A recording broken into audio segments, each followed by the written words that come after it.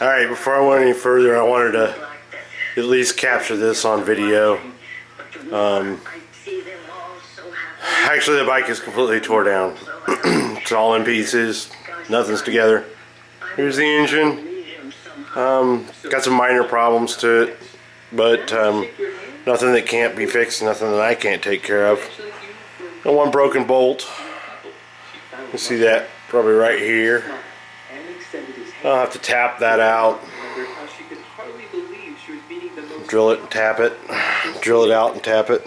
Pull it. All that kind of good stuff.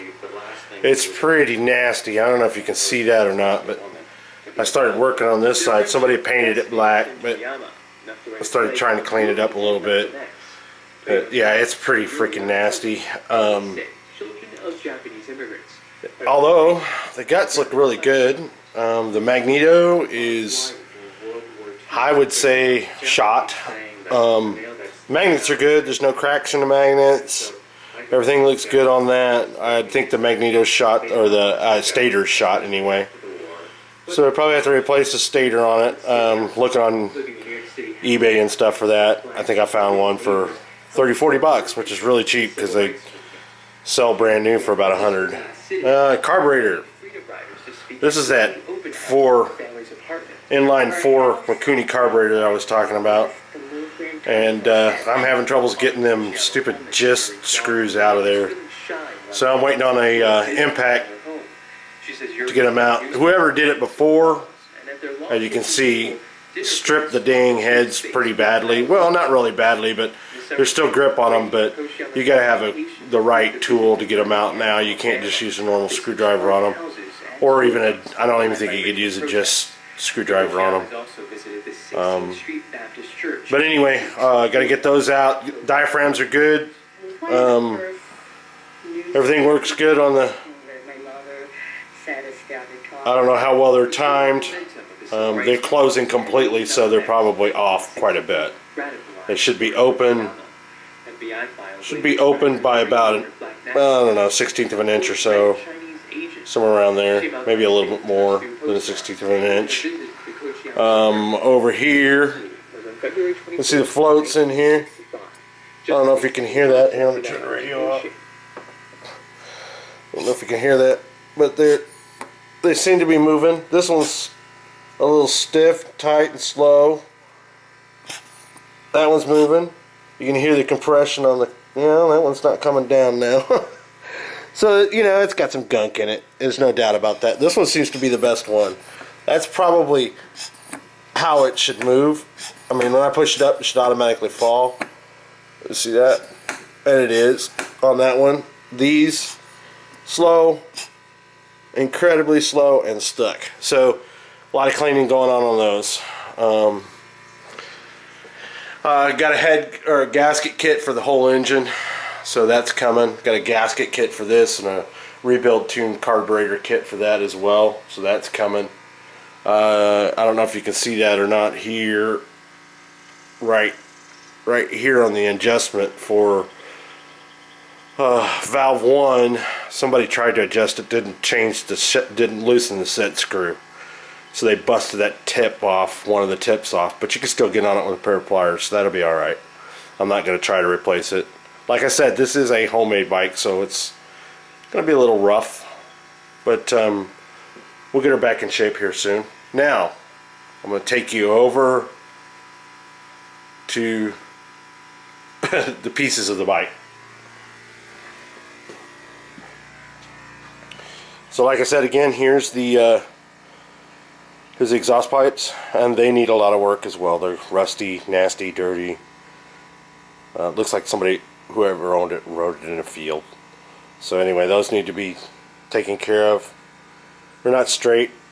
Me and my brother noticed the other day that the back end parts of the straight pipes are just bought at a hardware store, so which is cool. I mean, I'm fine with that. So this front tire, that's getting a paint job. Black on the inside on the rims, black in here. And all the outside's getting white, so any tire you put on here will look like a white wall tire. I don't want to buy white wall tires for it. I buy whatever tires are the best and good price. And here we've got oh god, brake caliper, brake line, got the ignition coils, which were freaking, as I assumed, cut wired in. So I am probably going to have to get a new wired harness. So those are down. That's got the, what is that? That's brake, front brake, throttle, choke, pretty much all the hard wires, all the cables. I mean, there's the front shocks. Clean those up real nice. They're not too bad. They're in really good shape, actually. They just need to be cleaned. That's all. Got a little rust on them. That'll come off real easy. They're in pretty good shape. They get good bounce. There's the mess of the wiring harness. And I'm still debating on whether I want to go through it or whether I just want to buy a new one. And more than likely I have to buy a new fuse box, new regulator, all that kind of stuff. So I might have to do that. There's old handlebars off of it. Rear brake, got some duct tape in it. Here's the stator that I was talking about. There's the stator, and I'm not real sure that's good. Not to mention, it also was cut wired in. Headlamp cut wired in. Tail lamp cut wired in. What the fuck, man? I'm serious. This is ridiculous. Okay, and here we go over here. And the beauty of a massive, nasty, messy, rusty frame. And my suspicions were confirmed about Bondo. If you look right in there, you can see the Bondo that's been caked into that. There's Bondo on the back side here. Sorry, getting out of focus because I'm getting too close. Bondo on the back side of that where the pipe was cut and replaced. Lots and lots and lots and lots of rust on the bottom of that seat pan, which is coming out. And if you look right there in the corner, let me get my finger down there and show you. Right there in that corner, you can see the Bondo in there too as well. So, not a good job. Just not a good job at all. I'm taking the front pegs off of it now. I'm gonna leave the back pegs on it. They're black anyway. And yeah, I don't care if they get sprayed. I'll just leave them on there.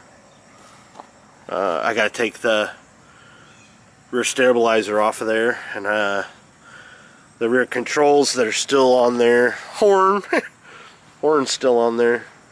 Then I gotta take the silver off of that, and the bolts off of that, and the bolts off of the back of that, and pull the steering column out. I still got a plastic piece there that covers the ignition coils as well. So, and then I'll start grinding on this thing. So that's where I'm at now.